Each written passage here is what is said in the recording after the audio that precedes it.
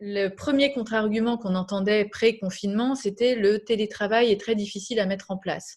Je ne minimise pas du tout la difficulté à mettre en place le télétravail, mais on a vu qu'en quelques jours, en quelques semaines maximum, le télétravail, même dans les grandes organisations les plus complexes, a été mis en place. Donc ça, c'est plus tellement un argument. La nécessité nous a montré à quel point nous sommes des êtres darwiniens et quand il faut s'adapter, on y arrive et la difficulté de la mise en œuvre ne doit pas entamer évidemment l'ambition de l'installation.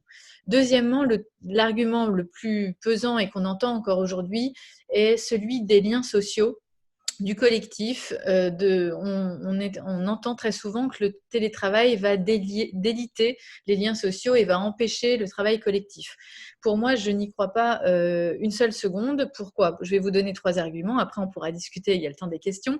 Mais premièrement, la présence n'a jamais favoriser absolument les relations sociales. Vous avez vu comment ça se passe dans les entreprises, vous le savez comme moi, les open space, les flex office, où tout le monde est à côté de tout le monde, ne favorisent pas forcément les échanges. Au contraire, très souvent, dès qu'on parle, on dérange son voisin, donc on préfère lui envoyer un mail et on revient à une relation virtuelle, quand bien même nous sommes en présentiel.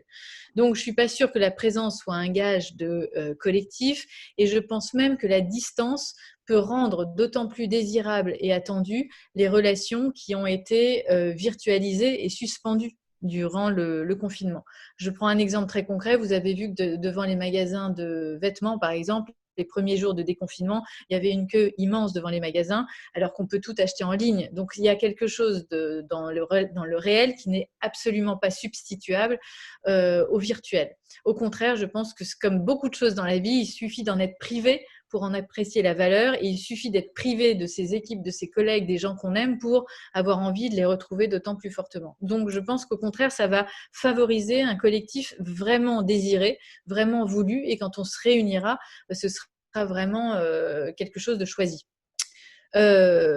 Troisième argument, le télétravail hors confinement, il faut bien distinguer évidemment les deux périodes, mais le télétravail hors confinement n'empêche absolument pas de retourner au bureau. C'est très rare d'avoir 5 jours sur 5 de télétravail, et en général, on travaille une journée ou 2, voire 3 par semaine en télétravail, et puis le reste du temps, on est au bureau, donc ça n'entame pas non plus les relations.